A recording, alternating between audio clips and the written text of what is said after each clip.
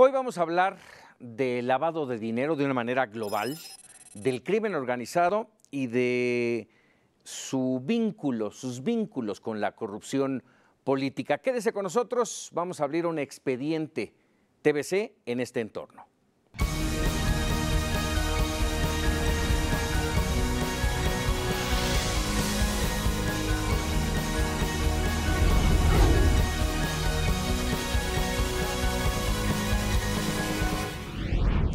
Esta noche nos acompaña en el estudio de TVC de Expedientes Edgardo Buscaglia, escritor, columnista, investigador y académico principal en Derecho y en Economía de la Universidad de Columbia en los Estados Unidos. Es asesor en materia de lucha contra la delincuencia organizada y presidente del Instituto Acción Ciudadana, entre otras muchas cosas. Edgardo, muchas gracias por estar con nosotros. Es un gran placer. Y hoy nos vienes a presentar lavado de dinero, corrupción y corrupción política. Gracias a ustedes. De entrada, platícanos. Pareciera que todo el mundo sabe lo que es lavado de dinero, pero ¿qué es? La razón por la cual existen estas redes criminales que se conocen acá en México por su violencia y por la sangre y las lágrimas que ocasionan al pueblo mexicano. Estas redes criminales que trafican drogas, armas, piratería, contrabando, personas, compran y venden personas, migrantes, extorsionan, fraudes cibernéticos. Hay 24 tipos de delitos económicos mayúsculos que les generan miles de millones de dólares a estas redes criminales, formadas por operativos como el Chapo Guzmán, el Mayo Zambada, Esparragosa, o políticos, empresarios legales, registrados en los registros de la propiedad mercantil. Y esta gente tiene como objetivo hacerse ricos a través de actividades ilegales que le ocasionan mucho daño a la población. Algunas de estas actividades ilegales tienen bajo impacto social, el juego ilegal, por ejemplo, y otras tienen mucho impacto social, cuando compran y venden niños, ¿no? Las investigaciones de Lidia Cacho, una periodista mexicana, señalan eso. Entonces, todo ese dinero que ellos generan a través de estos delitos, estos demonios, lo tratan de ocultar para que aparente ser legal, para llevarlo a Francia, comprarse castillos. Limpiarlo, lo tratan de ocultar. Entonces, para ocultar el origen de esos dineros que ellos sacan, tienen que realizar muchas transacciones muy sofisticadas a través de empresas fachadas, donde un fondo de inversión, por ejemplo, tiene un directorio en donde no se conoce el nombre de los directores, en las Islas Caimanes. Las Islas Caimán, sí, claro. Tenés, por ejemplo, casos en donde ellos entran a través de empresas pantallas o de prestanombres a meterle mucho dinero a empresas de la construcción, donde el cash se mueve muy fácilmente. Entonces ellos van vendiendo edificios, comprando bonos, compran un centro comercial, lo venden, y después de unas 100 transacciones, 200 transacciones, terminan integrándolo en los países de la jurídica, porque no te olvides, el Chapo Guzmán busca la seguridad jurídica. No invierte su dinero en Afganistán, ni en Bolivia, ni siquiera en México. Comienzan lavándolo en México, pero terminan en un 70% del lavado de dinero mundial, termina en la Unión Europea y en Estados Unidos de Norteamérica. Al inicio de esta charla, cuando arrancamos el programa, decía yo, vamos a verlo de una manera global, y a eso me refería. Este no es un problema exclusivamente de México. No. Es un problema que además, para ese lavado de dinero, circula ese dinero por diferentes puntos, en diferentes momentos, ¿sí?, para llegar de nueva cuenta a su destino final, ya lavado. Claro, en México el centro patrimonial de la delincuencia organizada es la Ciudad de México y Monterrey, por ejemplo. Pero después de comprarse edificios, ellos tienen antros y demás, después de eso ellos venden esas cosas y empiezan a circular el dinero por otros países para esconder el rastro de dónde se originó. De ahí viene la palabra lavado o blanqueo de dinero. Entonces terminan muchas veces en los países más avanzados, con buenos jueces, buenos fiscales, una estructura legal, Estado de Derecho. Alemania, les gusta mucho invertir, hasta el Vaticano. En este libro, documentamos que tenés hasta un 3% del lavado de dinero mundial va al Vaticano, razón por la cual el Papa Francisco está intentando limpiar el sistema financiero, formó una unidad de antilavado en el mismo Vaticano. Nadie se salva en ese sentido, pero lo que sí ocurre es que en los países donde hay más corrupción, donde hay estados más débiles, ¿no? Por sus pésimos controles judiciales, como México, en los países donde hay muy pocos controles patrimoniales, como en Nigeria, México, Pakistán, donde la SAT no audita mucho ni muy frecuentemente a las empresas de construcción. ¿Porque no puede o porque no quiere? Porque no quiere, porque muchas de esas empresas financian campañas políticas. Entonces se da ese círculo vicioso. Entonces las empresas, para protegerse de las auditorías, financian a muchos candidatos de todos los partidos. Entonces, de alguna manera se protegen de que el Estado se les vaya encima. Y ese es un poco el problema mexicano. Ahora, en los países donde el Estado es débil, como te acabo de decir, el problema es que en esos países tú tienes primero más políticos capturados. Tenés delitos mucho más serios que en Alemania. Por ejemplo, en Alemania no tienes a redes criminales tirando granadas, ni en convoys de 40 Humvees como en Durango. En Alemania ellos se dedican a lavar dinero y se dedican a delitos de bajo impacto social en una especie de pax mafiosa, que no haga mucho ruido, porque ellos saben que el Estado es más fuerte. Acá en México se dedican a delitos mucho más graves, más frecuentemente, y de acá sacan mucho dinero que después lo terminan lavando en los países con más seguridad jurídica. Entonces es una paradoja, porque la delincuencia organizada en los países más débiles, con estados más débiles, ocasiona más sufrimiento a la población, y es el lugar donde la población paga con más sangre y más lágrimas, ¿no?, estos delitos. Y después los países más ricos, con más Estado de Derecho, son los que se benefician de la entrada de esos capitales. Ya hablaremos de Estados Unidos. Ya hablamos de Estados Unidos. Ya hablaremos de Estados Unidos. Dime una cosa, ahora, cuando hablabas tú de México, de la forma en que se ve, de la forma en que se trata o no se trata el lavado de dinero, me hiciste recordar el caso más reciente, Guatemala, en donde su expresidente ha caído en la cárcel por una situación de fraude. Viene la situación de Argentina también, con la presidenta Kirchner. ¿Cuál es la diferencia? Muy interesante. Mira, Carlos Navarrete, que es un político mexicano que acá los conocen, una vez con Carmen Aristegui admitió con una ingenuidad y una franqueza admirable que en México había un pacto de impunidad entre todos los partidos. Lo admitió, abiertamente al aire, ¿te acuerdas? Hace unos meses. La gente a veces se olvida con tantas cosas que ocurren en México. Exacto. Eso quiere decir que todos los partidos se protegen entre sí. Cuando hay alguien que pueda llegar a ser acusado, la omertà, como le llaman los mafiosos en Italia, prevalece. El pacto silencioso. Entonces nadie denuncia a nadie. Eso es lo que admitió, después que nosotros hemos estado por años diciendo eso, que lo haya admitido Carlos Navarrete es mucho más valioso, porque te dice, un actor del sistema te está diciendo como testigo que esto ocurre. En países como México, cuando ocurren actos de corrupción, el sistema judicial se paraliza por ese pacto de impunidad. Al juez se lo amenaza, se lo compra, los políticos hacen llamadas telefónicas, nadie denuncia nada. Se buscan subterfugios incluso. Eso. Pero en Guatemala, la clase política, la élite política está mucho más fragmentada. Ahí Ríos Montt, el general, tiene su propia mafia, el presidente se pelea con Ríos Montt, no coordinan, se denuncian entre ellos. Son todas mafias igual, pero se denuncian entre ellos. Lo mismo es Argentina. Entonces no hay una delincuencia organizada política tan organizada como la de México. Yo siempre digo, y la gente a veces se ríe, piensan que es un chiste y no lo es. Claro. La delincuencia organizada más organizada es la política en México. Claro. No así en Guatemala. En Guatemala tenés mafias, pero que se pelean, fragmentadas, por eso tú ves más denuncias. Son guerras políticas. Son guerras políticas. En Argentina el vicepresidente está procesado. Ahora la presidenta la van a procesar, o sea, porque denuncian. No, eso no quiere decir que la oposición no tenga corrupción, la tiene, pero están fragmentados. Hay características históricas que explican eso. México por muchas décadas tuvo una pirámide de comando y control con un partido único.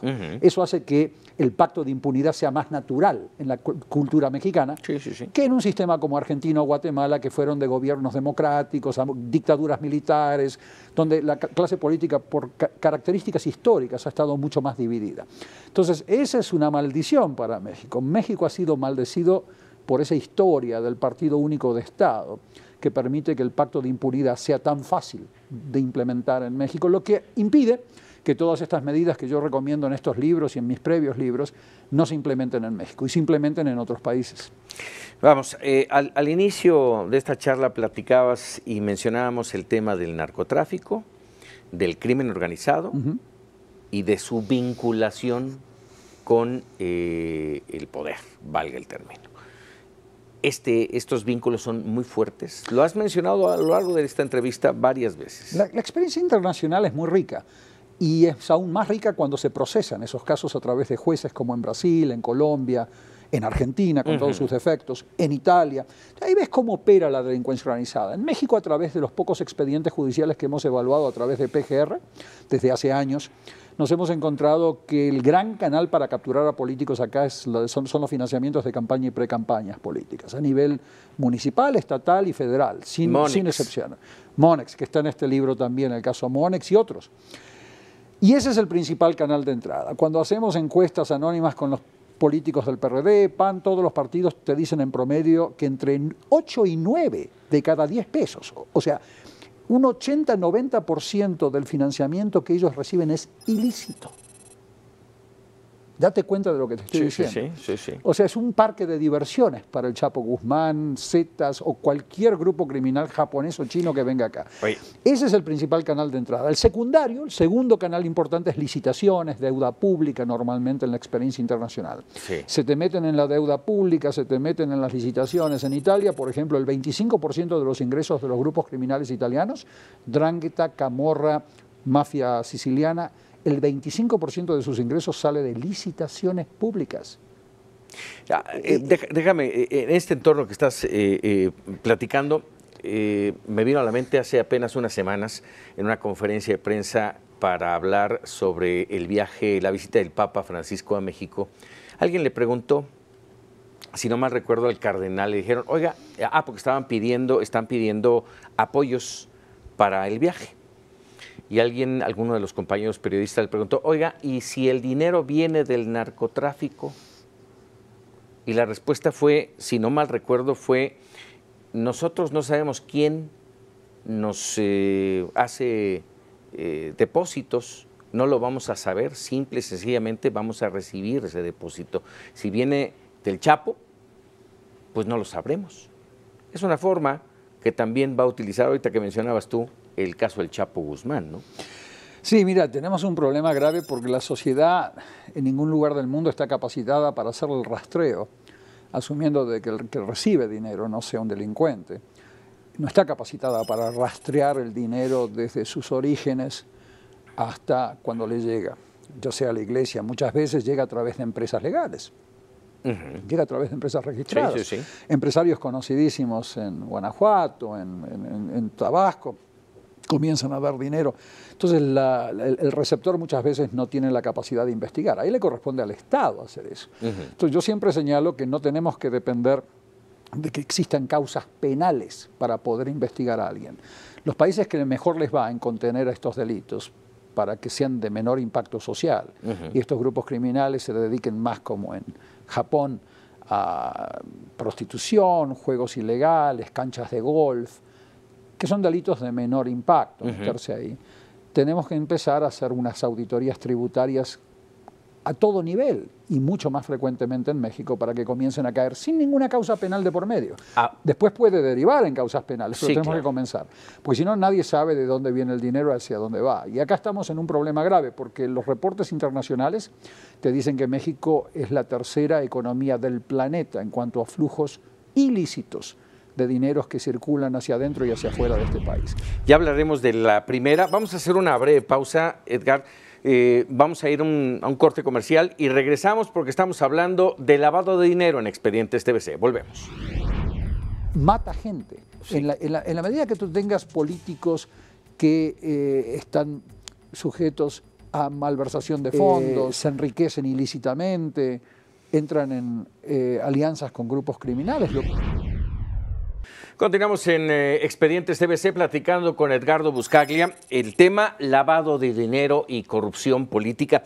Edgardo, nos estabas haciendo hace un momento mención de que México es el tercer lugar en este tipo de situaciones de lavado de dinero. ¿Cómo?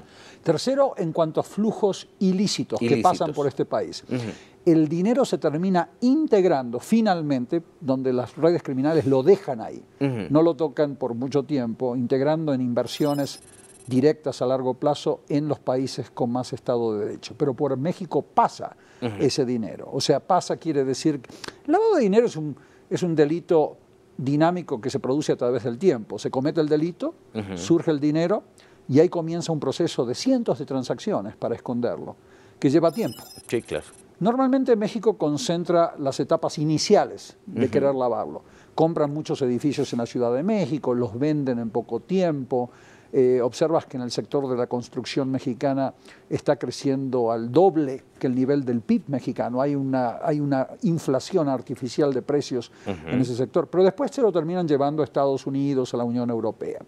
Pero por acá pasa gran parte de ese lavado de dinero mundial porque es un país de bajo costo para realizar tareas delictivas. Es un país donde no funcionan los controles judiciales, los índices de impunidad, tú sabes, son del 98%, o sea, de cada 100 delitos, con suerte tenés 1 o 2 sentencias, tenés muy pocos controles patrimoniales, donde SAT brilla por su ausencia, en donde no auditan, te auditan a ti quizás o a mí, pero no auditan a las empresas que financian campañas electorales, las empresas de alto riesgo.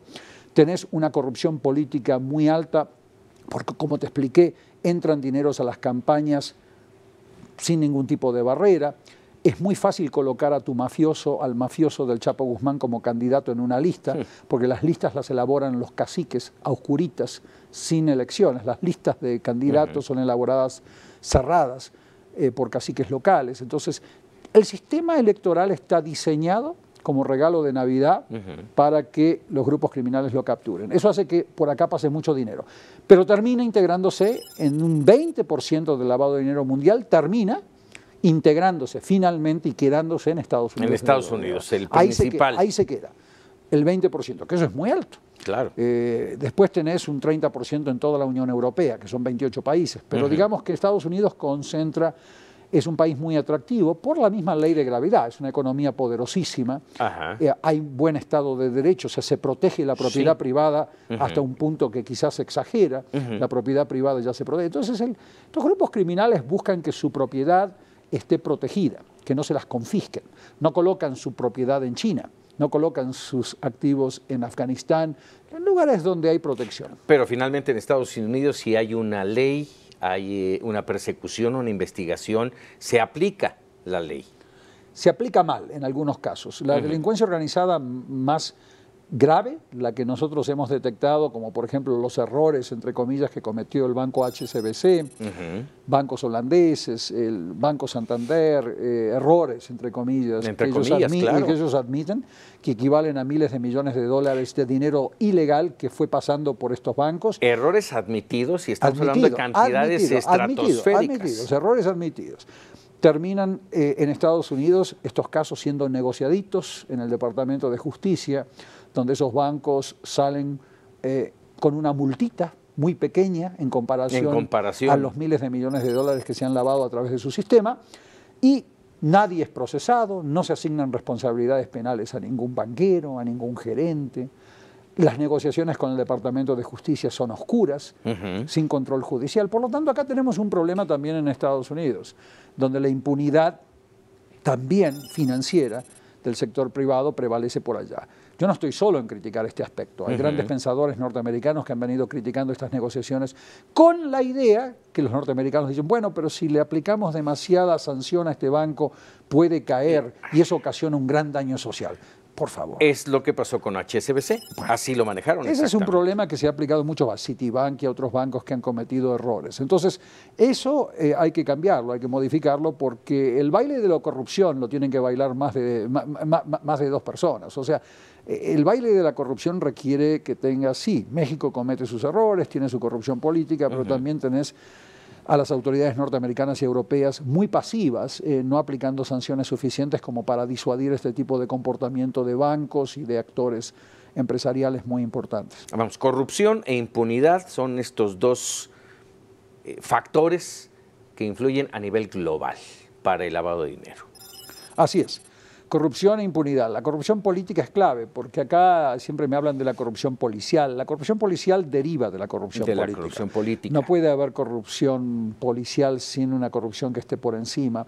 Y esa corrupción política les da protección a estas redes criminales para instalarse en México y generar ese dinero. Generar ese dinero y después mandarlo a otros países, como señalo en esta obra. Dime una cosa, para generar este libro, Lavado de Dinero y Corrupción Política, hubo investigación de tu parte a nivel mundial, pero específicamente en México. En México tuvimos la suerte, desde la época en que estaba José Luis Santiago Vasconcelos, ¿se acuerda que cayó en el avión con Muriño? De poder ir a la PGR, a evaluar algunos expedientes judiciales, ver cuáles eran los vacíos de desempeño y problemas que se tenían en esa época y que se fueron teniendo a partir de allí. Y empezamos a ver algunos problemas graves que daban cuenta, por ejemplo, que en el 70% de los expedientes tenías corrupción de funcionarios involucrados. Y corrupción de funcionarios del Estado a los cuales no se les asignaba responsabilidad penal en muchos de los casos. Entonces nosotros señalábamos algunos defectos en el impulso de causas penales y se los hacíamos conocer a los funcionarios. Mucho de nuestro trabajo es en contacto directo con los funcionarios públicos, no solamente de México, sino de otros países. Tratamos de no escribir desde el gabinete, no queremos que esto sea una investigación teórica.